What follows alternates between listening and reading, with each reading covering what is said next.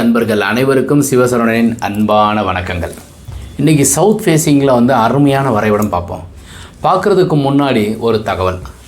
நம்ம வீட்டில் நம்ம குளிக்கிறோம் இல்லையா, அதில் 5 வகையான குளியல் என்ன மாதிரியான பலன்கள் அப்படின்றத பார்ப்போம். ஃபஸ்ட்டு வீட்டில் ஷவர்லேயோ அல்லது பக்கெட்லேயோ குளிப்போம். அது நார்மலாக வருண குளியல் அப்படின்னு சொல்லுவோம். ரெண்டாவது கும்பாபிஷேகம் பண்ணியிருக்காங்க அல்லது ஹோமம் பண்ணியிருக்காங்க. 60-80 பெரியவங்களுக்கு வயசானவங்களும் அந்த கும்பத்தில் அபிஷேகம் பண்ணுவாங்க. அதில் வெற்றி வேர், விளாமிச்ச வேர், புலாங்கிழங்கு, கஸ்தூரி மஞ்சள் மற்றும் திரவிய பொடியெல்லாம் போட்டிருப்பாங்க. நல்லா வாசனையாக இருக்கும். ஸோ அதை அபிஷேகம் பண்ணுவாங்க. அதே கோவிலில் இருக்கிறதுல தெளிப்பாங்க. ஸோ அது ஒரு முறை. இது 2வது வகையான குளியல். 3வது இந்த வெயில் பயங்கரமாக அடிச்சிட்ருக்கும். அப்போ மழையும் பெய்யும். ஸோ அந்த தண்ணி தீர்த்தம் அதில் அப்படியே போய் குளிக்கிறது 3வது. 4வது என்ன அப்படின்னா, கடல்லையோ ஏரியிலையோ அல்லது ஆற்றுலையோ இது மாதிரி நம்ம குளத்துலையோ குளிப்போம். ஸோ அது 4வது வகை குளியல். 5வது என்னன்னாக்கா, உபூதி ஃபுல்லாக உடம்பு ஃபுல்லாக பூசியிருப்பாங்க. இந்த சித்தர்கள், அகோரிகள் அப்படின்னு குளிப்பாங்க. ஸோ அந்த மாதிரி விபூதி குளியல். ஸோ இந்த மாதிரி 5 இதில் அப்புறம் ஆத்மார்த்த குளியல்னு ஒன்று இருக்குது. அந்த ஆத்மார்த்த குளியலுங்கிறது மனசால் மானசீகமாக குளியலாங்கிறது ஒரு முறை. அது பெரும்பகுதி நம்ம பண்ண முடியாது. ஸோ இந்த உபூதி குளியல் அப்படின்றது என்னென்னா, பெரும்பகுதி ஃபுல்லாக உடம்பு ஃபுல்லாக சித்தர்கள், அதுக்கப்புறம் பெரிய பெரிய மகான்கள் அவங்கெல்லாம் கம்ப்ளீட்டாக பூசியிருப்பாங்க. ஸோ அதுவும் ஒரு வகையான குளியல் தான். இப்போ சமீபத்தில் நிறைய பேர் பழனி போயிட்டு பாத யாத்திரை போயிட்டு நல்ல வாசனை உபூதிங்க அப்படின்னு சொல்லுவாங்க. நல்ல வாசனை இருக்கும். ஸோ அதை எடுத்து பூசினோன்னா உங்களுக்கு நல்லா இருக்கும். அப்போ பக்கத்துலேயே வந்தால் கூட உங்களுக்கு உபூதி வாசனை இருக்கும். அதுவும் ஒரு வகையான குளியல் தான். ஆனால் அந்த இதில் எக்கச்சக்கமாக இப்போ சென்ட்டு கலக்கிறாங்க. ஆக்சுவலாக பசுஞ்சாண உபூதிங்கிறது தான் ஒரிஜினல் முறை. அது காஸ்ட்லியாக இருக்கும். ஸோ அதை சரியான முறையில் நம்ம செயல்படணும். அந்த உபூதி எடுத்து பூசணும். ஆனால் நம்ம இப்போ பேப்பரோ அட்டையோ எரித்து அதை சென்ட்டெல்லாம் கலந்து கொடுக்கும்போது அந்த சென்ட்டினுடைய இது நம்ம திரேகம்ங்கிறது நம்ம உடல் எப்படி இருந்தாலும் தாங்கிக்கிறோம். ஒரு சிலருக்கு என்ன செஞ்சிரும்னாக்கா, கண்டிப்பாக அது அலர்ஜி ஆயிரும். இல்லைன்னா தலைவலி வந்துடும். தலைவலிக்குதேன்னு சொல்லிட்டு முன்னே உபூதி பூசுவாங்க. ஒரு சிலர் இரவு தூங்கும்போது பூசியிருப்பாங்க. ஒரு சிலர் நிறைய பூசுவாங்க. அது மாதிரி இருக்கும்போது நல்ல வாசனையாக இருக்கும்.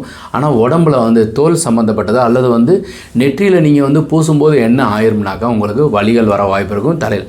இது ஒன்று உபூதி பூசுறதுனால இல்லைங்க, அதில் இருக்கிற சென்ட். சரி, இந்த மாதிரி 5 இது நம்ம கலந்து நம்ம ஒரு முறையில் நம்ம குளித்தோம்னா நல்லது. எப்படின்னாக்கா, மந்திரத்தினால் சொல்லப்பட்டது. நீங்கள் குளித்து முடித்த உடனே எப்போவுமே பாத்ரூமில் ஒரு செம்பு எடுத்து வச்சுக்கோங்க. அதில் தீர்த்தம் ஊற்றிக்கோங்க. அந்த பிடிச்ச தண்ணி கொஞ்சம் ஒரு சிட்டிகை நீங்கள் உபூதி போட்டுக்கோங்க. அதுக்கப்புறம் எங்கேயோ ஒரு காசிக்கோ இல்லை வேறு எங்கேயோ ஒரு கோயில் குளத்துக்கு போயிருக்கிறீங்க அல்லது கடல் தீர்த்தம் ஏதோ ஒன்று இருந்துச்சுன்னா அதில் சேர்த்திக்கோங்க. ஸோ ஒரு செம்பு தீர்த்தம், நீங்கள் குளிக்கிற தண்ணி, அதுக்கப்புறம் கடல் நீரோ அல்லது கோடி தீர்த்தம்னு சொல்கிறது, அல்லது நீங்கள் ராமேஸ்வரத்தில் போயிட்டு வந்த தீர்த்தம் சேர்த்துக்கோங்க. ஒரு சிட்டிகை உபூதி போட்டுட்டு கையை வச்சு மூடி ஓம் புர்புவஸ்வ தத்சவிதுர் வரணியம் பர்கோ தேவசிய தீமகி தேவன பிரஜோதயாத் வாஸ்து காயத்ரி 21 தடவை நம்ம ஓம் அனுகிரக ரூபாய் வித்மகி பூமி புத்திராய மீதன வாஸ்து புருஷ பிரசோதயாத் இந்த மாதிரி மந்திரங்கள் 21 தடவை சொல்லிட்டு அந்த தீர்த்தத்தை உச்சந்தலையில் ஊற்றிட்டு நம்ம குளிச்சுக்கிறது. இது மாதிரி செய்யும்போது நிச்சயமாக வாஸ்துவினால் ஏதோ ஒரு குறை ஏற்பட்டாலும் அல்லது மனசால் ஒரு அச்சம் இருந்தாலும் இந்த குளியல் நாள் உங்களுக்கு நிச்சயமாக உடல் ஆரோக்கியம் பெறும், வீடு சுத்தியாகும்.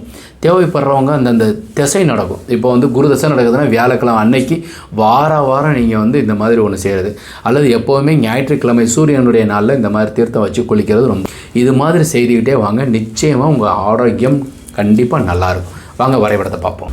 சவுத் ஃபேஸிங் பிளானுங்க. இது சவுத்து. ஓகே, இது நார்த்து, ஈஸ்ட்டு, வெஸ்ட். அக்னி மூலையில் கிச்சன் இருக்குது பாருங்கள். ஹாலு, ஈசானத்தில் பூஜை அறை, அருமையாக விளக்கு வைக்கிறது. வாயு மூலையில் ஒரு பெட்ரூம், டாய்லெட்டு, அப்புறம் இன்னொரு டாய்லெட்டு, பெட்ரூம், கிச்சன் அக்னி மூலையில், மாடிப்படி வெளியில். Best plan. இதில் வாயு மூலையில் செப்டி டேங்க் கொடுத்துருக்கோம். கன்னி மூலையில் வாட்டர் டேங்க். இது ஒரு பிளான் ஆகிடுச்சா? இன்னொரு பிளான் காமிக்கிறேன். அதே மாடல் தான் சவுத் ஃபேஸிங்கில் இன்னொரு அளவு 27க்கு 36 ரெண்டுமே ஒரே அளவு தான். மாடல் மாறிடுது. அக்னி மூலையிலேயே கிச்சன் கொடுத்துருக்கோம். 7:45க்கு 7:45. ஹால் 15:30க்கு 16. அதுக்கப்புறம் யூட்டிலிட்டி பெட்ரூம், வாயுமூலையில் பெரிய பெட்ரூம், இன்னொரு பெட்ரூம் அதே மாதிரி 10க்கு 17 ஒரு பெட்ரூம். பீரோவை கன்னி மூலையில் நல்லா சாய்ச்சி வைக்கக்கூடாது, எப்போவுமே சரியாக வைக்கணும். மொட்டை மாடியில் உயரமாக வாட்டர் டேங்க் தூக்கி வைங்க. நலமாக இருப்பீங்க. இந்த பொங்கல் திருநாளில் நீங்கள் வீட்டில் இருப்பீங்க. நிச்சயமாக உங்களுக்கு அனைத்து விதமான சுகங்கள் வந்து சேரும். 2 பிளான் நாங்கள் பார்த்துருக்குறோம்.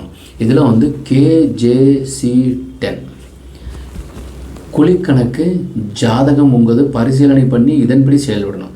ஜாதகம்ங்கிறது வந்து இது வந்து தெற்க பார்த்து, தெற்கு போனால் தேய்ந்து போவான் அப்படின்றதுக்கு வந்து தெற்கு திசைக்கு உண்டானவர் செவ்வாய். வைத்தீஸ்வரன் கோவில் முருகபெருமான வழிபாடு பண்ணுறது அவங்க ஜாதகத்தில் எந்த கிரகம் நல்லா இருக்கா அப்படின்னு செக் பண்ணி சொல்கிறது தான் இந்த குழிக்கணக்கு ஜாதகம். அதே மாதிரி குழிக்கணக்கு கார்னர் 4 மூலையிலையும் சரியான வரைபடத்தில் நம்ம தெளிவுபடுத்துறது. Inner outer measurement. So inner அளவும் சரியாக இருக்கணும், வெளி அளவும் சரியாக வாஸ்துப்படி அமையணும். இது மாதிரி நாங்கள் வரைபடம் அமைத்து கொடுத்து கொண்டே இருக்கின்றோம். கீழே எங்களுடைய நம்பர் இருக்கும், தேவைப்படுறவங்க தொடர்பு கொள்ளலாம். இந்த வரைபடம் பிடித்திருந்தால் லைக் பண்ணுங்கள், ஷேர் பண்ணுங்கள், சப்ஸ்கிரைப் செய்து வைங்க. அடுத்தடுத்த வீடியோஸ் உங்களுக்கு வந்து கொண்டே இருக்கும். வாஸ்துபடி உள்ள வீட்டில் வசிப்போம், வளமுடன் வாழும். மீண்டும் நாளை ஒரு அருமையான வரைபடத்துடன் சந்திக்கின்றேன். வணக்கம்.